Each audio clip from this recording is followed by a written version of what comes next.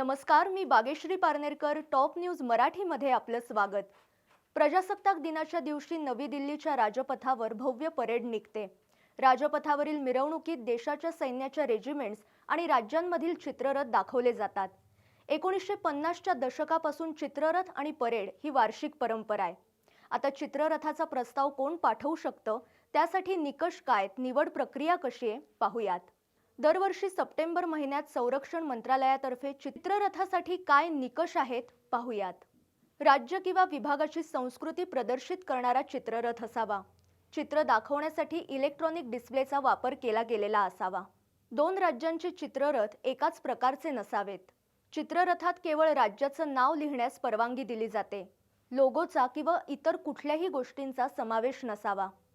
चित्ररथाच्या पुढे हिंदीत, मागे इंग्रजीत तर बाजूला स्थानिक भाषेत नाव लिहिलेलं असावं. चित्ररथ तयार करण्यासाठी पर्यावरणपूरक पदार्थांचा जास्तीत जास्त वापर केलेला असावा.